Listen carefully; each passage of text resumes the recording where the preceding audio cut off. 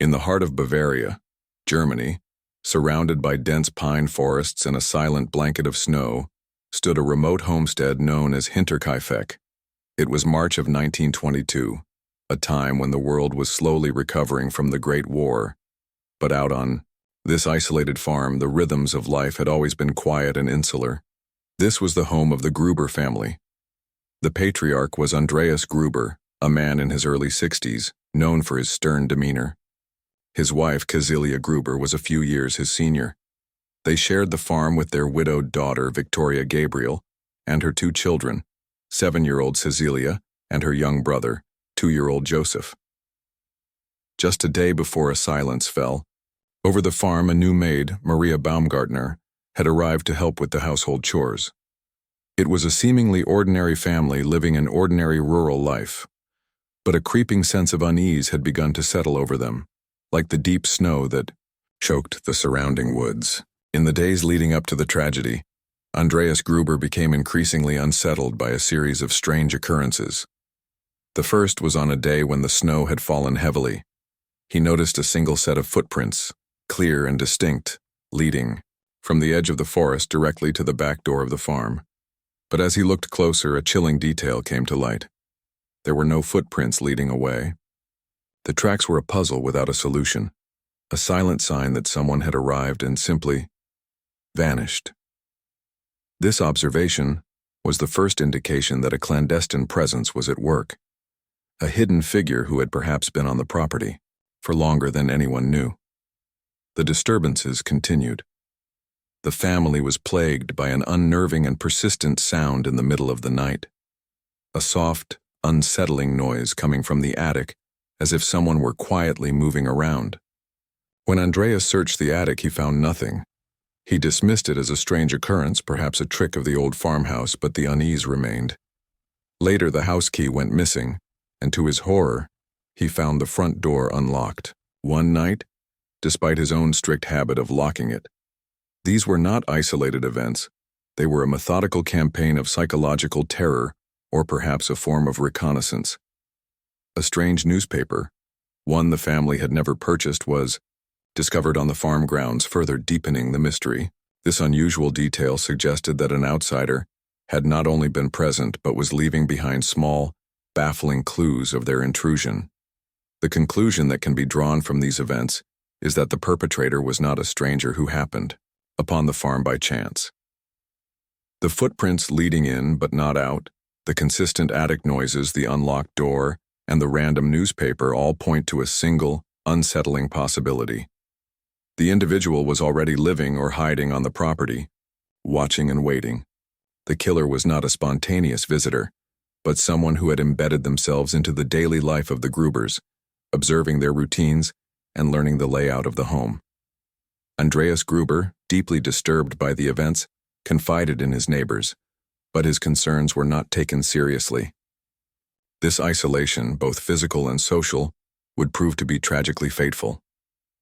After March 31, 1922, an unnatural silence fell over the Hinterkaifeck farm.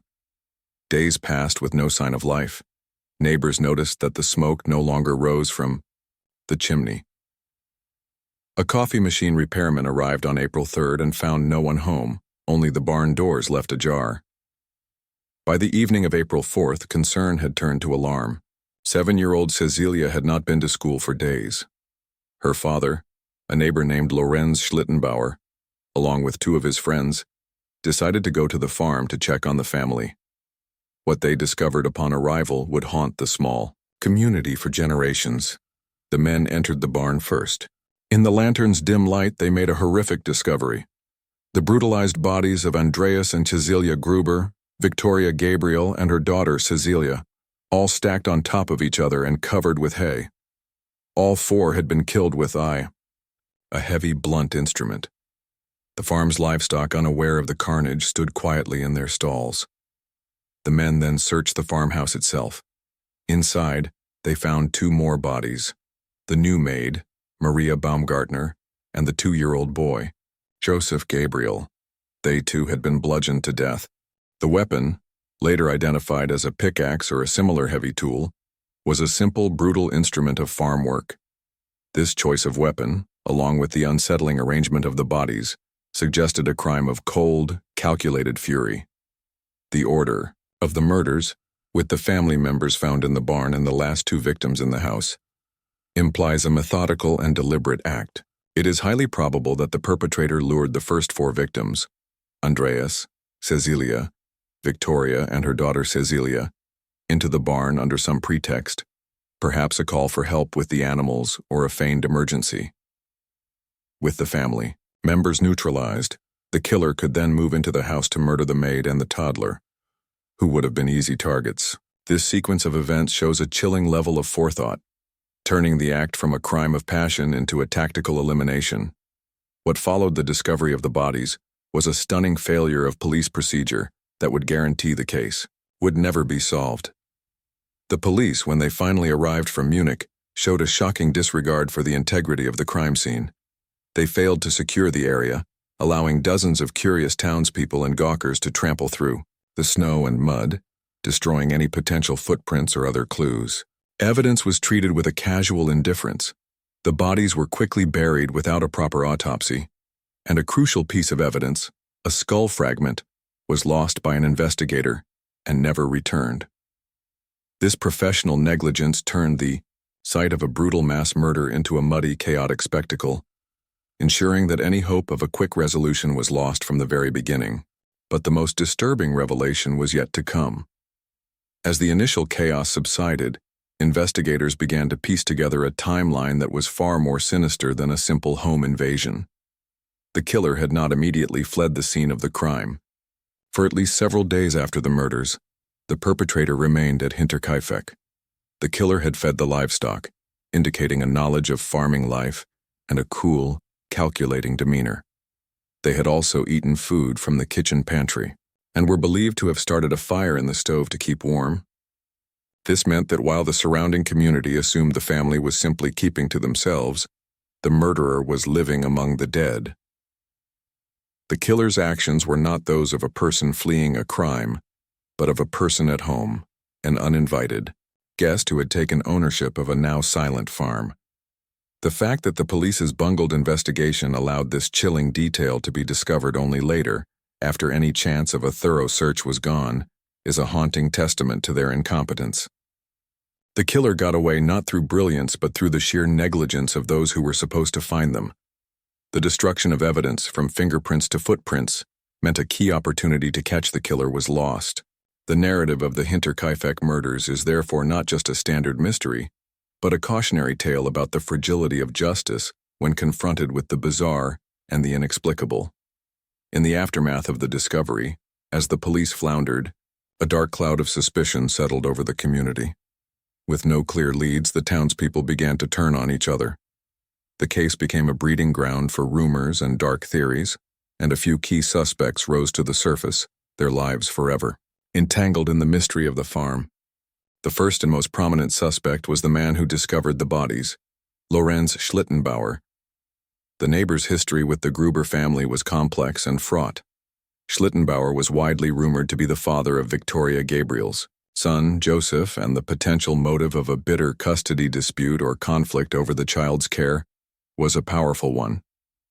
His behavior in the aftermath was also seen as peculiar, and there were reports that he had been seen on the farm just a day before the murders. However, Schlittenbauer maintained a strong alibi, stating he had been working at his own home, and he was eventually cleared of suspicion. Another disturbing and enduring theory centered on Karl Gabriel, Victoria's husband. He was officially listed as killed in action during the Great War in 1914. Yet, an unsettling detail about his supposed death lingered. His body was reportedly never fully identified, and some of his fellow soldiers claimed they had never witnessed him die. The possibility that he faked his own death and returned years later to seek vengeance upon his family, perhaps for the shame of his wife's rumored infidelity, adds a layer of morbid intrigue to the case. Other suspects also surfaced. The Haller brothers, two men from a nearby village, were also investigated. The Gruber family had a known conflict with the brothers over the sale of livestock. The theory was given new life decades later, when it was reported that one of the brothers, Karl Haller, had confessed to the crime on his deathbed. though the claim was never corroborated. The motivation for the crime was as murky as the identities of the suspects. Initially, the police concluded it was a robbery, but this theory was quickly dismissed when money and valuables were found untouched on the property. This ruled out a simple, external motive and shifted the focus to something far more personal. The darkest and most enduring motive was a rumored incestuous relationship between Andreas Gruber and his daughter Victoria, with some suggesting that Josef, the young boy, was actually Andreas's son, not Schlittenbauer's. If true, this secret could have been the cause of an internal family dispute or the motive for a vengeful outsider. The case is less a standard whodunit and more a grim window into the hidden conflicts of a small, isolated community, a place where long-held secrets and grudges may have finally erupted in horrific violence. The Hinterkaifeck murders remain a haunting, unresolved case. Despite numerous investigations over the decades, the killer was never found. The strange events leading up to the crime, the baffling discovery, the police's catastrophic failure, and the list of plausible suspects all combine to create a perfect storm of mystery. Ultimately, the tragedy of Hinterkaifeck offers no easy answers.